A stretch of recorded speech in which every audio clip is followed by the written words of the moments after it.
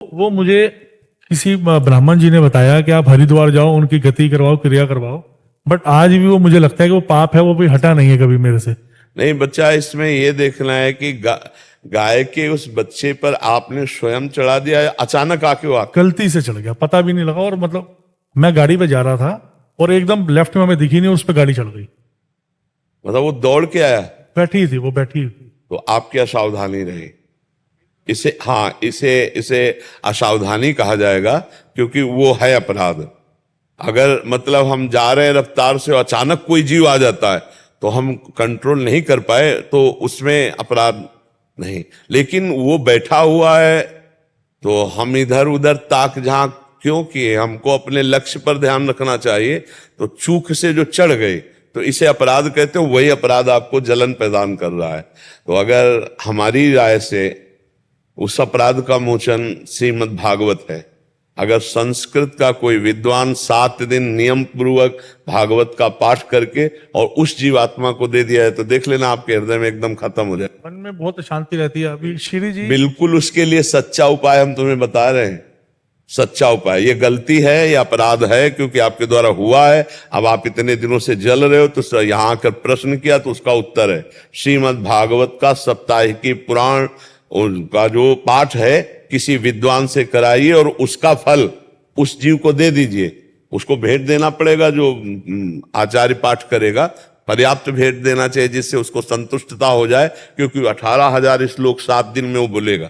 वो एक होती भागवत की श्लोक भी और फिर कथा वार्ता, तो तुम वो कथा वार्ता की बात न करा के घर में बुला करके उस पंडित के द्वारा 18,000 श्लोक का पाठ कराइए और वो आप उस गौ को दे दीजिए। त्रुटि गलती जीव से ही होती है तो भगवान क्षमा करेंगे, भगवान बड़े कृपालु हैं। ये तो गौ हत्या है, बहुत भारी अपराध है, ये तो चैन नहीं लेने देगा।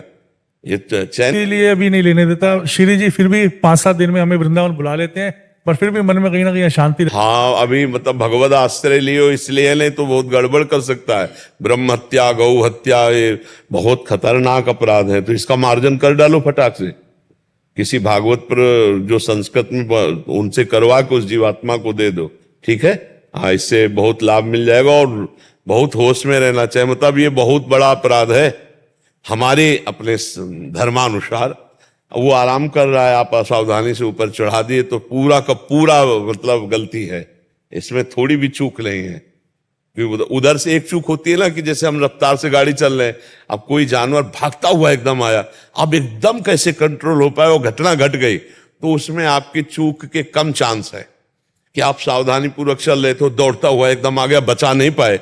लेकिन वो आराम कर रहा है, आप उसके ऊपर चढ़ा रहे हैं, इधर उधर आपकी सावधानी हट गई तो फिर वो पाप है। और गौ हत्या, ब्रह्म हत्या, ये सब एक लाइन में रखे जाते हैं, इसीलिए आपका हृदय जलता है। आप ऐसा कीजिए, क्योंकि इसी जन्म में हम हर बात का प्रायश्चित कर सकते हैं जो हमसे गलती हो चुकी है। और खूब नाम जप कीजिए भगवान से। घटना 3 साल पहले हुई, आपके अलावा कोई सही उत्तर देने वाला मिला नहीं, तो आज मैंने हिम्मत करके किया। 3 बार आया इससे पहले, बट आपसे हिम्मत नहीं हुई बात करने की। जी नहीं, आप इसका कर लो, प्रायश्चित कर लो और भगवान से क्षमा याचना कर लीजिए, क्योंकि अपने धर्म के अनुसार ये अपने लिए थोड़ा बहुत बड़ा पाप माना जाता है। गौ हत्या, ब्रह्म हत्या, और जैसे सोते हुए माताओं बहनों की हत्या कर देना, ये कई तरह के बड़े पापों में आता है।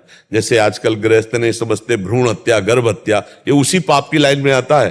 तभी तो गृहस्थी फिर छिन्न भिन्न होने लगती है, बड़े संकट आने लगते हैं। जो गर्भ हत्या कराई जाती है ना, भ्रूण हत्या, बहुत बड़ा पाप है, लेकिन आजकल लोग इसे खिलवाड़ समझ रहे हैं और इसीलिए उनकी घर गृहस्थी आगे चल करके बड़े विघ्न को प्राप्त हो जाएगी, क्योंकि जब पाप अपना रंग लाता है तो विस्फोट पैदा कर देता है।